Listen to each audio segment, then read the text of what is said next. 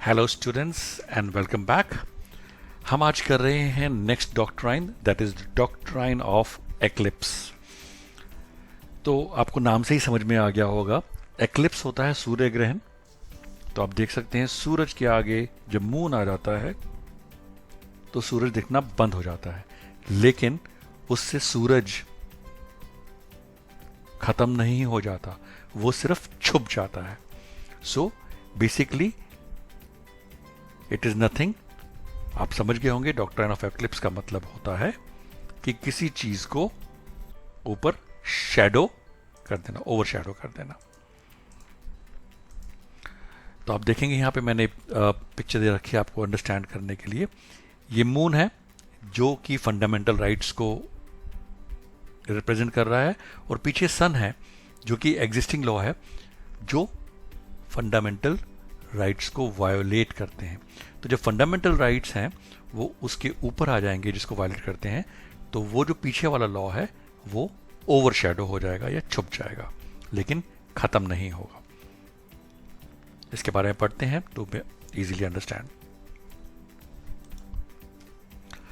So doctrine of eclipse, it is based on the principle that a law which violates fundamental rights, मतलब कोई भी law जो हमारे fundamental rights को violate करता है, will not be declared null और void ab initio, but it becomes only unenforceable. तो स्टूडेंट्स, पहली बात तो कुछ ऐसे वर्ड्स यूज होते हैं आपको समझने चाहिए, तो it becomes very easy for you to understand all these. अब इनिशियो का मतलब होता है फ्रॉम द बिगिनिंग, और मॉरिबुंड कंडीशन का मतलब होता है being in the state of dying. तो यहाँ पे देखिए, सो ये प्रिंसिपल जिस पे बेस करता है doctrine of eclipse, it means law which violates fundamental rights. कोई भी लॉ जो हमारे फंडामेंटल राइट्स को वायोलेट करता है, it will not be declared null, वो डिक्लेयर्ड नल नहीं किया जाएगा, और वॉइड अब इनिशियो फ्रॉम द बिगनिंग, जब से वो एग्जिस्ट करता है तब से वो वॉइड या नल नहीं किया जाएगा। बट इट बिकम्स ओनली अनइनफोर्सेबल, लेकिन उसकी जो पावर है वो अनइनफोर्सेबल हो जाती है। That is, it is in a moribund condition, यानी कि being in the state of dying, यानी कि मरने की हालत में है। The term eclipse in the doctrine means it is overshadowed by the fundamental rights and remains dormant, dormant यानी कि छुपा हुआ, but it is not dead, but लेकिन exist फिर भी करता है। इसमें केस रेफर किया जाता है, आप देखिए, for solving such a problem supreme court formulated doctrine of eclipse in Bhikaji versus state of MP. In this case, the provision of CP and Berar Motor Vehicles Amendment Act authorized the state government to take up the entire motor transport business in the province to the exclusion of motor transport operators. तो इसके अंदर क्या किया गया, उस act ने state government को authorise कर दिया कि भाई जो तुम्हारी जो प्रोविंस है उसमें सारा का सारा ट्रांसपोर्ट बिजनेस है वो आप ले सकते हो, और वो इस एक्सटेंट तक ले सकते हैं कि कोई भी प्राइवेट मोटर ट्रांसपोर्ट ऑपरेटर है वो वहां पे काम नहीं कर सकता। तो इसके अंदर ये क्या हुआ, जो फंडामेंटल राइट था ऑपरेटर्स का कि हम फ्रीडम, जो कॉन्स्टिट्यूशन में कि हम कहीं पे भी ट्रेड कर सकते हैं, कहीं पे भी काम कर सकते हैं, बिजनेस कर सकते हैं, हमारा अधिकार है, ये उसको ओवरशैडो करने लगा। फंडामेंटल राइट इस स्टेट गवर्नमेंट के लॉ को कि भैया स्टेट गवर्नमेंट सब कुछ कर सकती है, उसको ओवरशैडो करने लगा। दिस प्रोविजन दो वैलिड व्हेन इनेक्टेड, जब वो फोर्स में आया, इट बिकेम वॉइड। क्यों वॉइड हो गया? क्योंकि फंडामेंटल राइट है, कोई भी काम कर सकता है, आप कैसे कह सकते हो कि स्टेट गवर्नमेंट ही अपना काम करेगी वहां पे। तो on the commencement of constitution in 1950, जैसे ही हमारा कॉन्स्टिट्यूशन इन फोर्स आया, ये बंद हो गया, as they violated the Article 19(1)(G) of Constitution. However, in 1951, Clause 6 of Article 19 was amended. तो Clause 6 जो है Article 19 का, उसको amend किया गया by the Constitution, so as to authorize the government to monopolize any business. उसमें उन्होंने amendment कर दिया कि भैया कोई भी जो गवर्नमेंट है वो अपने बिजनेस को मोनोपलाइज कर सकती है। सो जैसे ये किया तो वो शैडो हट गई फंडामेंटल राइट्स की उसके ऊपर से, और नया एक्ट आ गया. तो supreme court held that the effect of the amendment was to remove the shadow and to make the impugned act free from blemish or infirmity.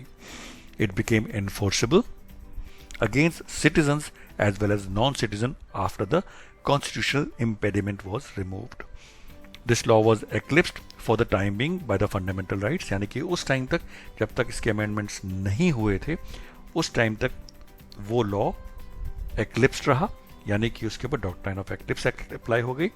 And as soon as the eclipse was removed, जैसे ही ये amendment हुई ये eclipse हट गया and the law begins to operate from the date of such removal. तो जिस दिन ये अमेंडमेंट हुआ उस दिन से ऊपर से उसकी फंडामेंटल राइट्स की शैडो जो पड़ रही थी वो हट गई और वो एक्टिव हो गया. बट ड्यूरिंग दैट पीरियड जैसे ही कॉन्स्टिट्यूशन इन फोर्स आया और जब तक उसका कॉन्स्टिट्यूशन का अमेंडमेंट नहीं हुआ उस पीरियड तक वो जो लॉ था कि स्टेट गवर्नमेंट जो है 1948 में जो उन्होंने लॉ पास किया था अपने मोटर ट्रांसपोर्ट को मोनोपलाइज कर सकती है और किसी को अलाउ नहीं कर सकती, वो उस टाइम तक उस पीरियड में इनवैलिड रहा या वॉइड रहा. आई होप आपको ये समझ में आ गया होगा. मैंने बड़ी लेमन लैंग्वेज में समझा रहा हूँ क्योंकि ये जब मैंने खुद पढ़ा था तो सिर्फ इंग्लिश में जब हम पढ़ते हैं तो हमारे को कुछ खास समझ में आता नहीं है. तो आई ऑलवेज ट्राई कि मैं ऐसे समझूं और ख़ुद समझाऊं भी जिससे कि जो सुन रहा हो उसको ईजीली से समझ में आ जाए और एग्ज़ाम में वो दे सके. तो मेरे को भी बड़ा ईजी समझ में आ गया कि भैया सूर्य ग्रहण है, सूर्य के सामने चांद आ गया, चांद जो है मेरे फंडामेंटल राइट है, मेरे को चांद चाहिए. तो सूरज की गर्मी से मुझे बचा रखा है, लेकिन उस चांद को जैसे ही मैं हटाऊंगा मेरे पास सूरज की गर्मी दोबारा आएगी, यानी कि जो मेरे फंडामेंटल राइट्स हैं वो अमेंड हो गए और वो आ गया. जब तक मेरे फंडामेंटल राइट्स किसी भी लॉ के ऊपर ओवरशैडो करेंगे वो उसको एक्लिप्स करके रखेंगे और वो जो बैकग्राउंड में फंडामेंटल राइट को जो नहीं फॉलो कर पा रहा है लॉ, वो एक तरीके से डॉर्मेंट कंडीशन में रहेगा या छुपा रहेगा. All right, students, I hope this is going to help you in your exams and law studies. एक बार आपको दोबारा मैं इसका रिव्यू कर देते हैं अगर आपको कुछ दोबारा कुछ समझ में नहीं आ रहा था. इसके बाद I will be doing the doctrine of waiver and doctrine of judicial review. I will be making videos for all of those very soon. तो ये आप समझ लीजिए, ये हमारे फंडामेंटल राइट्स हैं. दोबारा रिवाइज कर रहा हूँ. और ये पीछे जो सूरज की लाइट्स आपको दिख रही है ये एग्जिस्टिंग लॉ है विच वायलेट्स अवर फंडामेंटल राइट्स. इसके ऊपर फंडामेंटल राइट्स ने शैडो कर दिया है. So this background has become void till the period ये इसके ऊपर है. जैसे ही अमेंडमेंट होती हैं और ये फंडामेंटल राइट्स हमारे वायलेट करना बंद कर देता है, then it becomes active.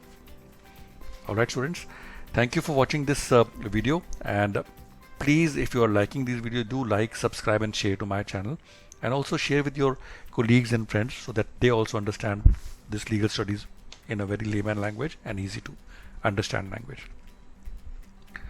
I hope you will watch my next videos very soon. Thank you for watching. Have a lovely day.